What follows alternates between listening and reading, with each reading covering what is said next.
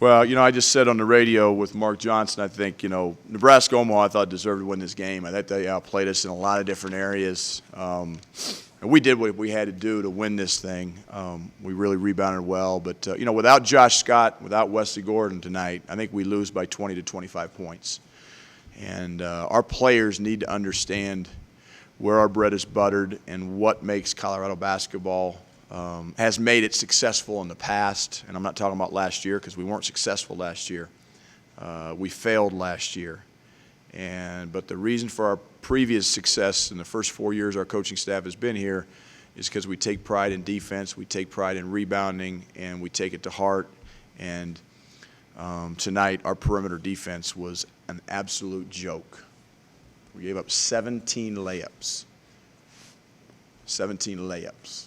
And just getting beat off the drive, you name it. It just wasn't very good. But we did what we had to do to win a game. We made free throws when we had to make free throws. We tried to trick it off there at the end because we can't execute press offense. We can't come meet passes. We can't pass and catch. And we, turn the ball over.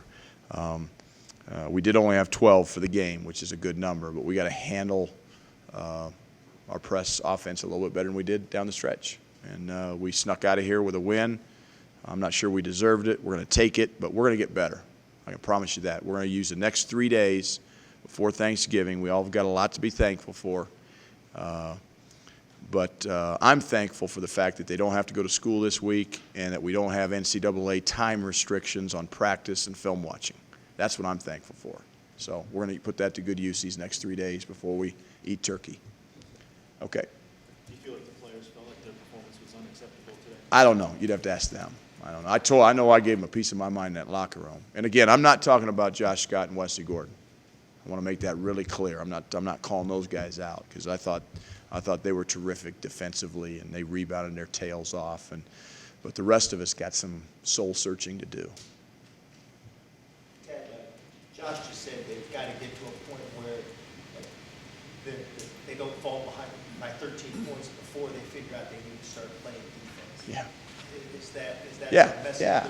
It's we talked about it every time out, and Neil, you feel like as a coach, it wasn't an Einstein. Didn't take an Einstein to figure it out tonight. What we weren't getting done. I mean, it's pretty simple, and it's just challenging your guys and them taking it to heart. And look, you look around college basketball. Coach Prelo made a great point in our post game comments. When the assistant coaches get a chance to speak their mind, but there's good players all over college basketball. That's what makes this sport great. Is a team like Nebraska Omaha comes in here and you find out how good Devin Patterson is and Trayshawn Thurman. They're good players. I mean, those guys can play, and guess what? They got a little bit of a chip on their shoulder playing against a Pac-12 team, and our guys walk out as if the world owes them something, and these guys are going to bow down and. That's not going to happen. That's why you see upsets in college basketball. That's why I love college basketball, especially this time of year. Now, it gets you on edge when you're the coach at Colorado and you're playing Nebraska Omaha because this is a game we're supposed to win, right? Everybody says it. Look, it's what's supposed to happen. Well, guess what? It's not a given. Nebraska Omaha does not owe us anything. And they played like it. They played hungrier. They played tougher. They played more together. I mean, how you could have 19 assists one night and 9 the next is beyond me. And, guys have to understand what makes us successful. The team is the strength of this team. We need each other. But our guys need to understand Josh Scott and Wesley Gordon bailed us out tonight with their defense, with their rebounding, their foul shooting. And they weren't the ones getting beat off the dribble. Trey said it was an adjustment for them to learn to play at noon. So forget. Give me a break. Shame on Trayshawn. You kidding me? Did Nebraska Omaha have to play at 4? They played at noon. We played at noon. That's garbage. I can't believe he said that. You give me a break, Trayshawn. I'm not getting personal with you. It's just when I hear our players say something like that, I'm like, look in the mirror. It's noon. It's noon for everybody. It's not an excuse. You kidding me? I'm sorry, I didn't mean to cut you off. He didn't say it wasn't an excuse, though, just that they needed to make an adjustment. So did Nebraska Omaha. They're not used to playing at noon. But that's the mentality I'm talking about. Like, oh, we're the only ones that have to play at noon. They don't have to play at noon. It's what? Is it 5 o'clock p.m. in Omaha right now, that tip-off? No, it's 1 o'clock.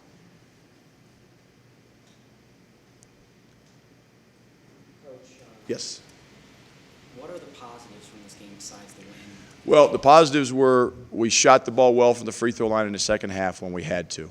We were not very good in the first half. Some guys obviously weren't ready to play or mentally into it or whatever you want to say, but we shot the ball well from the free throw line. We rebounded our tails off, okay, in the second half, especially on the offensive glass. We got putbacks because, again, you've got to learn how to win when the ball's not going in, and we shot 33% in the first half. But again, where I'm frustrated and what really bothers me as a coach is that our program is predicated on being able to win when you shoot 33%.